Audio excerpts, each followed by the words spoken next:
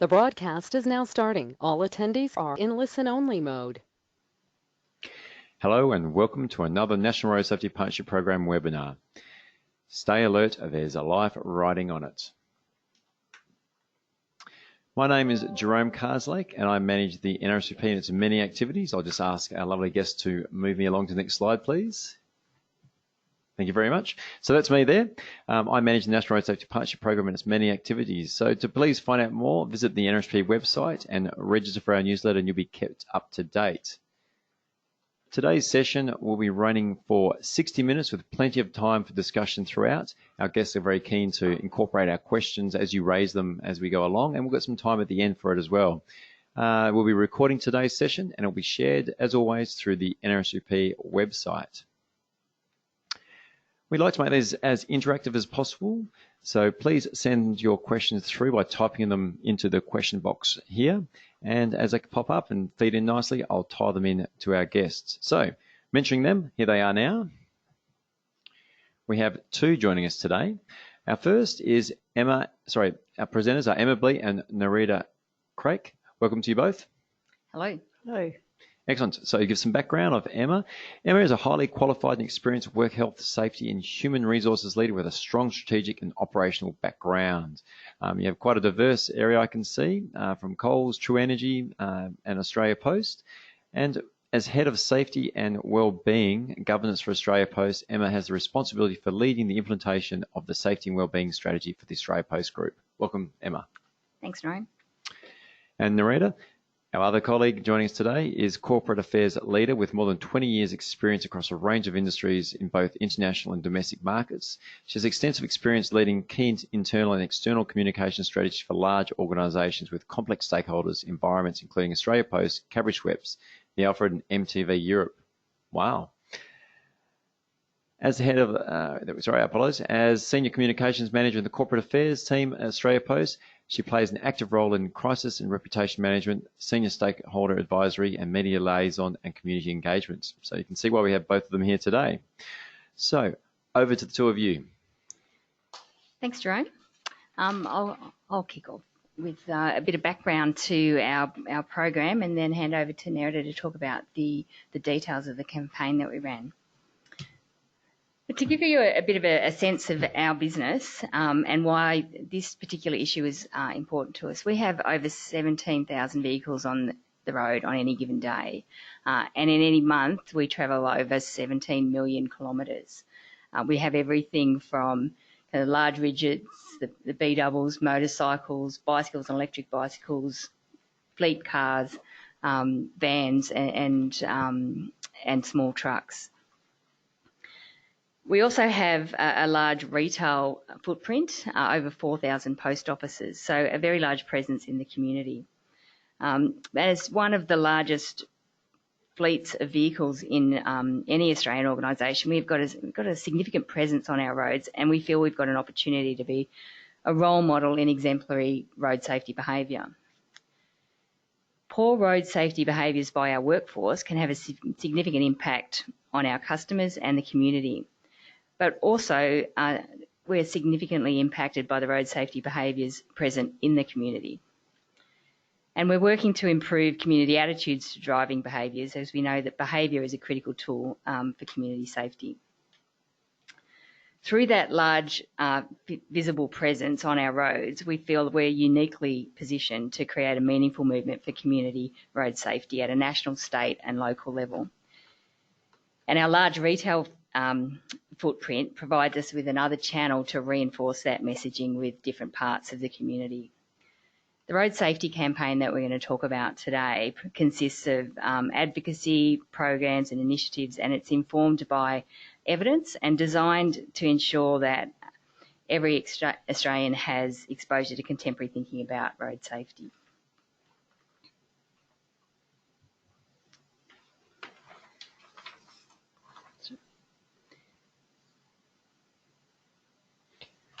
So this is really the iconic postie, isn't it? Yeah. I guess the harsh reality is that more than 1,200 Australians lose their lives on our roads in any year, and many, many more receive life-changing injuries. Fatality and injury rate is significantly higher for motorcycle riders and increasing as a percentage of overall road deaths in a year. For us, the reality is that every workday, 3 of our posties were being injured in motor vehicle accidents nationally,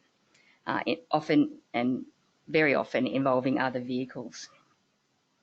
Our postie safety campaign was part of a $30 million investment into our people's safety, focusing on the most critical safety exposures first, which included serious injury and fatality risk, with the immediate attention on road safety. I was just wondering, Emma, what sort of shifted within Australia Post at the moment that's really sort of brought this to the forefront and you go, now's our time to do a road safety campaign? Look, I think it's just been a maturing attitude within Post to understand. In the past, we've perhaps just accepted that being on the road is a hazard and that one that we have to live with. And over the last couple of years, we've been thinking about how can we control that exposure ourselves. Now, we can't put road barriers up and we can't change the light signals or get rid of roundabouts or any of those types of things. What we can do is try and influence community behaviour, and that's the control that we're trying to use there. Fantastic. So what we did in preparation for this campaign is we really wanted to understand what was concerning our people. So really get down to grassroots, and we surveyed all of our road users in March of last year to understand what are the key issues that are concerning them. And by far and above, driver distraction, and in particular drivers on mobile phones, were the most concern to our people who use a motorcycle or bicycle as part of their day job. Probably not a surprise, I would say. We also looked at what are the most risky hazards by vehicle type, and found that reversing vehicles, unrestrained dogs, traffic congestion and poor road surfaces were also of concern to our road users. And this research formed the basis of the campaign and the messages that we pulled together. So look, historically, when you think of a postie, everyone's always thought it's the dog that's the nemesis. But looking at this, it's other road users that are sort of popping up as the fear to the postie. Yeah, look, don't get me wrong, dogs are still a really big problem for us, and something that we also have other campaigns running around. But certainly other road users are an increasing problem. There's a change in the profile of the work that our posties do. So they are carrying more parcels, but they're delivering less letters. So they're actually, where a postie used to spend pretty much all of their time on the footpath, now they're on the footpath, on the road, back and forwards. So they're exposed more to road traffic than they used to be. So in terms of actually pulling our campaign together, what we did was we started with an idea that came out of our Heathwood Delivery Centre in Queensland, which focused on this concept of there's a life riding on it. And then we worked with Boston Latitude, an external research company, to evaluate a series of messages and understand which ones were likely to have the most resonance with the community. There was a lot of debate about how many words we used, how complex the message was. We didn't want to create a distraction in ourselves, for ourselves and for the community in creating these ads. So we needed to make them very quick and easy to recognise without distracting people from the road for too long. We also did before we ran the campaign, we established a bit of a baseline of awareness. So we conducted some pre-campaign surveys in our geographic hotspots. So through our internal data, we knew where our key issues were from a road safety perspective. And we've done some pre-campaign research. Those locations were the primary focus for our outdoor advertising, and Nerida will talk a bit more about how that all worked shortly. But when we finished the campaign, we revisited those hotspots for further research. So you mentioned the idea sort of came from your workers. Is that how it sort of originated from? Yeah, absolutely. Our workers sent through a bumper sticker, a draft of a bumper sticker that they wanted to print up and put on the back of their pannier bags on the motorcycle. And they obviously need approval for that. And we said, well, hang on a tick, let's have a look at it and see whether we could do something bigger and use that concept. And there was lots of other taglines thrown around, but in the end, it was the tagline from the workers that we built on. So they started with "There's a life riding on it," and we added "Stay alert," and that's how it ended up. But yeah, it was really great to be able to feed back to the posties at Heathwood that their concept has turned into a national campaign. How proud they must have been. Yeah. So I'll hand over to Nerida now to talk a bit more about what we actually did in their campaign and the results that we saw. Thanks, Emma. Yeah, our people were absolutely thrilled that their idea had come to fruition, and it's a real example of how engaged our people on the front line are, and you'll hear a bit later how they're the ones that are continuing to drive the campaign. But just before we get into that, the actual campaign, we had 3 key objectives. We wanted to engage our workforce, we wanted to leverage our road and in-store assets that Emma touched on at the start of the presentation, and we wanted to educate the community. So we wanted to continue to create awareness about the prevention of safety incidents and accidents and to help spread the word about the campaign with our workforce. We wanted to leverage our on-road and in-store assets to help educate our people and the community, and we wanted to educate the public by highlighting the issues and what people can do to help keep our posties safe, that driver distraction piece, that bit about putting your mobile phone down, and a series of other key messages that I'll share with you. Do you think in some way that the postie is just a bit of the scenery, the street scenery, and that it gets missed by a lot of sort of drivers, do you think? I'm not sure that they get missed. We've done a lot of work on the specific yellow that they wear. But they are a small vehicle on a road, and you can easily lose them in your blind spot. So, yeah.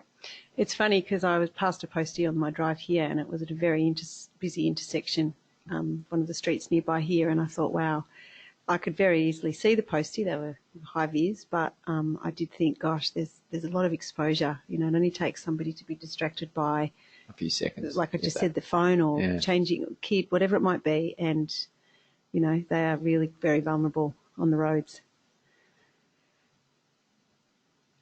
So our campaign approach, we had essentially 2 pillars. We had internal and external comms that we did. With regards to internal, we engaged our people around this important campaign safety message through a wide range of our internal channels, which included the distribution of a bumper sticker to all employees via various communication channels and to our extended workforce. And by our extended workforce, I mean our principal contractors and the people that we have that help us deliver the mail.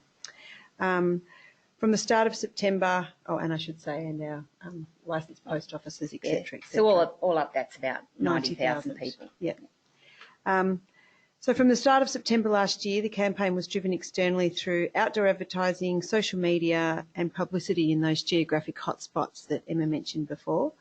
Our outdoor advertising was targeted at key road incident hotspots within those geographic hotspots in Victoria, New South Wales and Queensland, and it was reinforced by what we call an unaddressed mail to 240,000 households. So basically a letterbox drop that we included, you know, in those geographic hotspots delivered by our posties. It was also supported by point of sale in our post offices and digital display screens in our post offices as well. And then from mid-September, the message also started to appear on our corporate fleet. And this was the first time we'd done this. We'd never, ever used our corporate fleet to promote an internal safety message. And so that appeared on... In fact, we'd never used it to display any message. No, that's right. So it's never been used as a marketing tool before. Yes. So we used 10 of our hard-sided trucks, 75 of our curtain trailers, 200 vans, and then our corporate fleet of cars carried the bumper sticker. And was that a hard thing to accomplish at all? Or was it just that's part of our campaign? It's a great opportunity because the red, it's so iconic in Australia. Seeing the Aussie Post, anything driving around the place. Was it hard to get that through? I think a couple of years ago it would have been, but the culture at Post has shifted so much that everybody understands they've got a role to play in the safety of our people. So we were able to work really well as a partnership between brand, safety, communications and transport And marketing. to pull this off. Previously it would have been, oh, don't touch our trucks, they're our brand. But it was a really collaborative effort and everybody was trying to find ways to make it work. And we actually pulled it together in a remarkably short period of time. So, yep.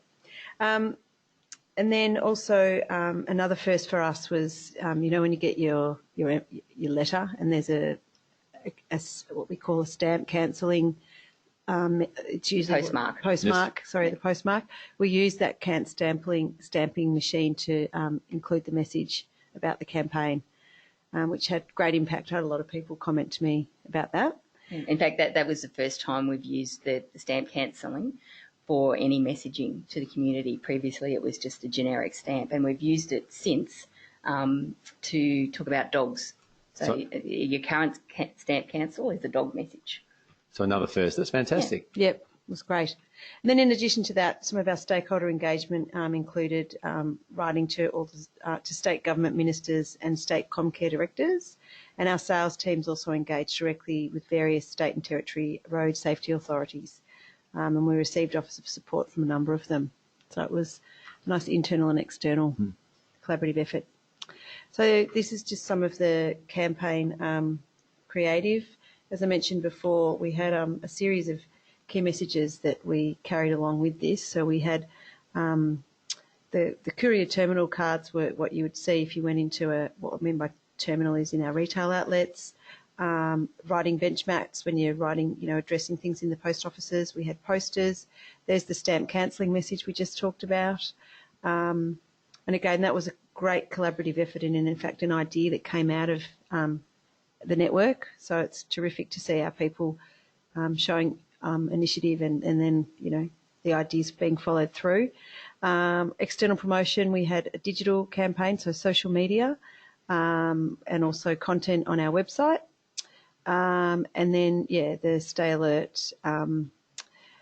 Internally, we had the bumper stickers placed in our internal publication Post Journal. And it was, as I said before, placed on our corporate vehicles. And then there's some imagery on our vans and our trucks. Essentially, we had 5 or 6 campaign key messages, including things like every workday 3 posties are injured in motor vehicle accidents nationally, often involving other vehicles. 1 injury or near miss is 1 too many. So we're asking the public to be alert, slow down and remove distractions when driving. And then we sort of linked it to our busiest delivery period is just around the corner because this campaign was run in September and our peak starts in October. So we're just asking people to, in the lead up to Christmas, we're just urging drivers to watch out for other road users, including our posties, slow down, minimise distractions and put away their mobile phones. Distracted drivers are just one of the issues posties encounter when on their rounds, and then that's when we went into our secondary campaign messages of unrestrained dogs, reversing cars and drivers speeding through roundabouts also pose a risk, not just for our people but other road users and pedestrians as well. And then one of our last messages was our work to address these issues will help us create a safe environment for everyone. And then we had a series of actual call to action that we were asking people to do. Put away your mobile phone, slow down when approaching roundabouts, etc., etc. So, yeah. So I guess it's fantastic seeing all that, and I guess a bit of a share of myself is I collect stamps. So I was just wondering. Philatelist in there. So I was wondering, there's that little one as well. Was there any thought of how you could tie that into a road safety message as well? A stamp? Yeah. We certainly did discuss it, but as Nerida said, we pulled this together in just within a couple of months. The stamp cycle is about 18 months, I think. So it's it's in the mix and the agenda and as a potential, but it's a very lengthy approval process and timeline for that. So we wanted to get something out pretty quickly. Great. Maybe in the future then. Maybe. Watch this space and you'll be the first to make sure you get a first day cover. So I guess in terms of the campaign results, here's just a sort of a smattering of some of the publicity. We had we achieved 352 news items, which we estimated reached over 1.3 million people, and that was through both national, metro and regional media. We proactively placed the majority of these items across television, AM and FM radio, and then metro regional newspapers nationally. And I think key to the success was we used our frontline people as the spokespeople. So if there was ever any opportunity for a television or newspaper photo, we put forward our people, and we were very happy for them to talk to the media. And they were very happy to do so. So it was a very authentic, real campaign that resonated well. And the vast majority of our clips were consistent with our campaign key messaging, with only 4% of the items criticising our move towards alternative vehicles for delivery. So at the time we were rolling out our what we call our electric delivery vehicles, our EVs, which are the three-wheel trikes. They were being tested in Newcastle, so there was a bit of publicity generated around that, and we've been subsequently rolling them out around the country. So there was just a little bit of negative discussion around us switching to alternative delivery modes, but it was minimal. Is the sound much of a problem with the EVs at all? Oh, it's the sound. Yes. Much less.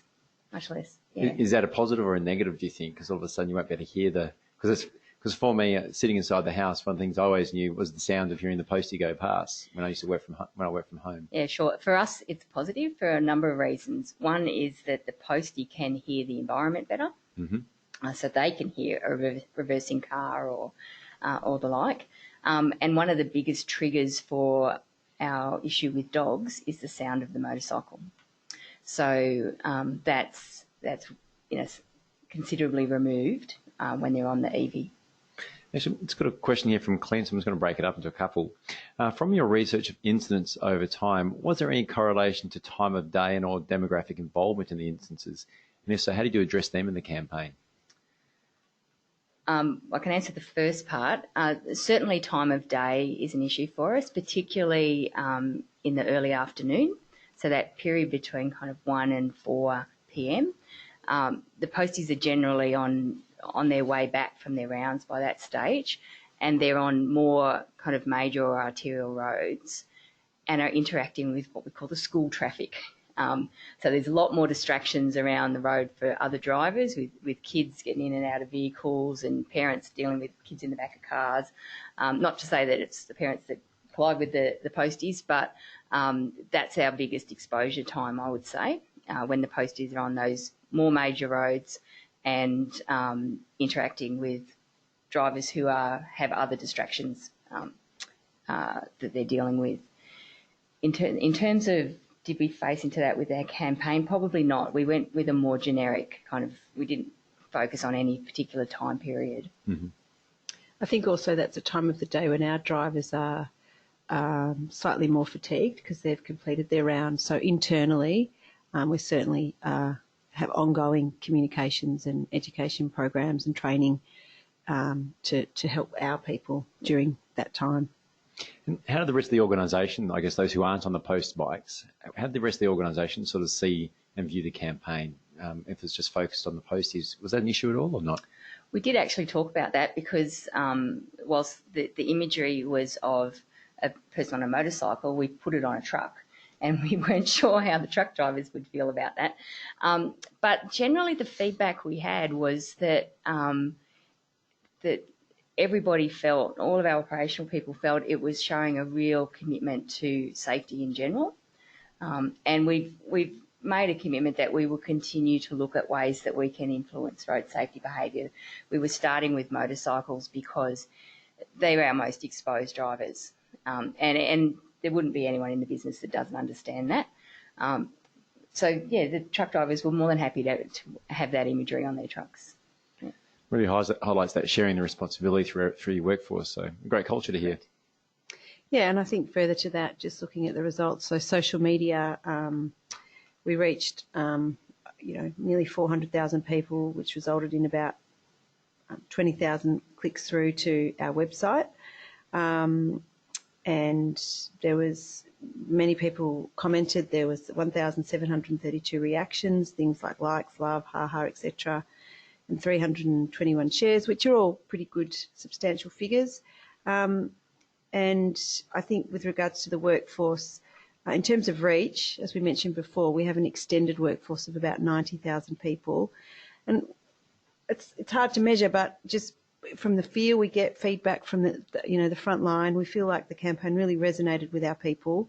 There was many people asking for more resources, and I think one of the things that's been the most pleasing is that many of our frontline facilities have gone on and off their own backs, organised to do shopping centre promotions where they're giving out the information, setting up little displays, and really helping to continue to share the message. So, and it certainly was something that our retail network was very happy to be involved with, utilising their channel to spread the word. And it's sometimes there's a lot going on in our retail outlets. There's it's a busy environment with lots of messaging. So got pride of place, and our retail teams were very on board with spruiking the message. So yeah, I think it really resonated well with all our people. So I guess in terms of how the campaign performed with regards to advertising, we did the pre-campaign research, so we had a benchmark. So then comparing back against that, people had no trouble remembering who was being advertised and what we were trying to tell them. And overall, the messaging and the campaign had a healthy impact on our brand metrics. So I guess you could say that indicates that the campaign was a healthy thing to do for our brand. The campaign was run over a 2-month period, so it's a short time frame in terms of changing behaviour. And so I guess here we say that there was no impact on the metrics. Just in terms of the metrics observed post-campaign, Australia Post remains amongst the highest rated with regards to safety, so that was a positive.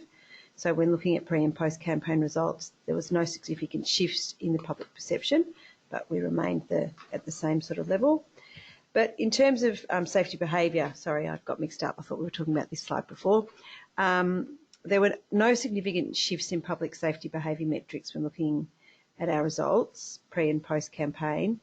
And so I guess despite most Australians claiming to practice safety around our roads, always and without fail, there still appears to be some room for improvement, and particularly with less than 60% of people saying they refrain from using their phones while on the move and doing appropriate head checks, mirror checks, etc. So, it was a short campaign. You'd see by that slide that we didn't necessarily successfully shift behaviour, but I think the campaign started us on the right journey, and if we were to keep going, we hope that you might start to see a shift in that, down the track.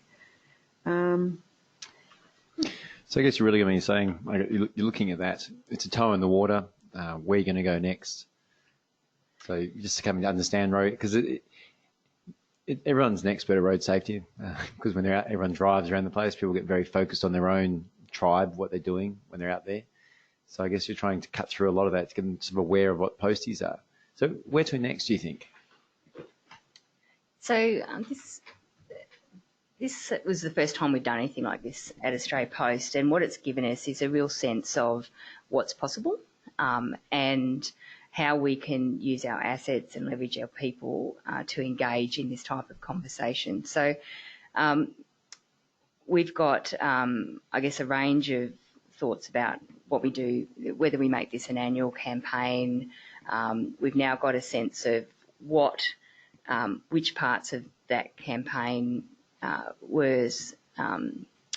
the most impact, or was easiest to deploy, and what the effort required is.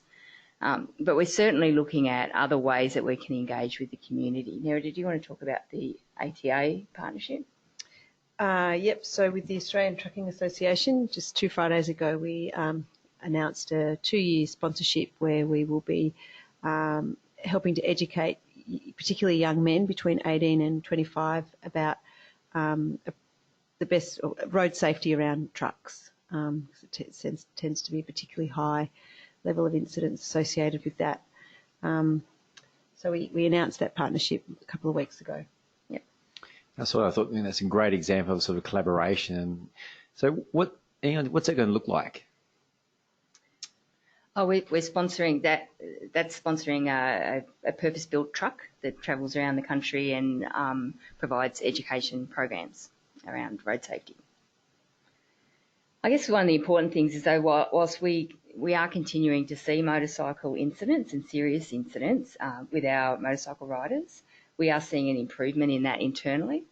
So we've had a 9% or 28 fewer motorcycle injuries in the 8 months to March of this year compared to the previous year. So we're also seeing a similar reduction in our bicycle fleet injuries. So internally, we're seeing some improvements. So maybe we didn't shift the dial with the community because there's more work to do there, and we're certainly up for that and keen to be involved.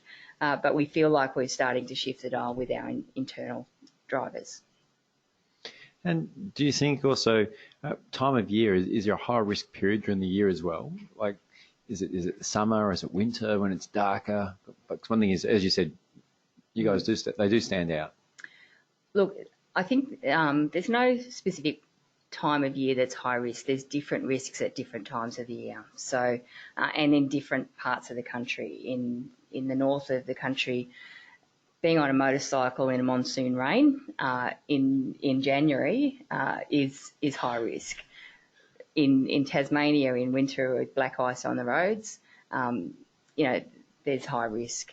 During our peak periods in the lead up to Christmas, where our mail volumes and our parcel volumes are higher, that's an internal risk that we have to manage. So I think it's just about understanding what are the risks at different times of the year and with different initiatives that are going on, and making sure we've got the appropriate controls in place to keep our people as safe as we can. And I've got a question here from Frank. They're asking, if you had a recommendation for other corporates to follow suit with the road safety campaign, what would they be?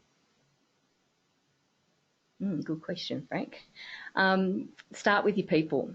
Start with understanding what's the biggest concern for your people and engaging them in coming up with the message. What do they want to tell the community? And work with that, because that way you're not just engaging with the community, you're engaging with your people, and it has a two-way benefit. Yeah, and I think as well, as I mentioned before, that authenticity of actually using our people or engaging our people to help spread the word, particularly through media opportunities, that I think has great impact. Great. As we're sort of coming to the end, unless people have some questions they want to throw in, but what I'd like to ask the two of you, what would be your sort of take-home message you'd like to close out the webinar with each? I think for me, the most pleasing part about this was how the organisation came together around this. It wasn't just a safety program, or it wasn't just a transport program or a postie program. Every part of the organisation pulled together, and I think if you're going to do something like this and it's a significant investment of money and time, then you need to get everybody aligned on the same page for the same purpose.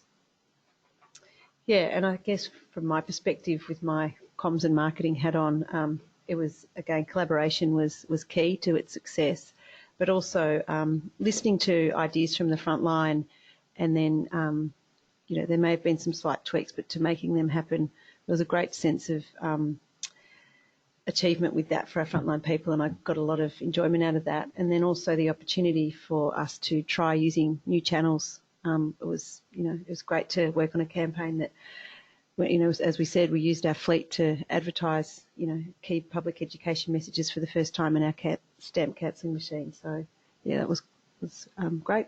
Great, some good milestones. And one last question just come through. What were some of the major barriers you had to overcome?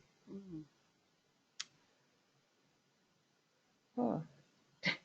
Actually, there weren't too many in this one. Because I think we've got people at the right point culturally to find a way to get things done. But I guess we did have to work really closely with our brand team and our marketing team to make sure that the message wasn't going to conflict with the broader messaging for Post.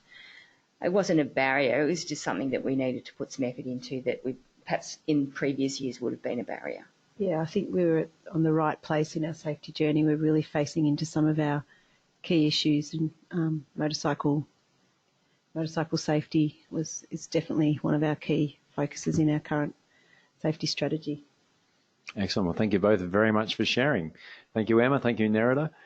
And I'd also like to thank everyone, all our listeners, for dialing in and being part of our conversation today. Our next webinar for next month is around safer vehicles and safer roads. We've got New South Wales Police. Michael Timms is going to be coming in and joining us. And what I really look forward to this one is actually exploring how does the safer vehicles relate into the home. So beyond just they have safe vehicles for their workforce, but what are the actual workers using? What are the families using? And touching on, they did a survey. So I really look forward to exploring that one. So thank you both very much for coming in today. Thank you. Thank you. And thank you everyone again. Till next time.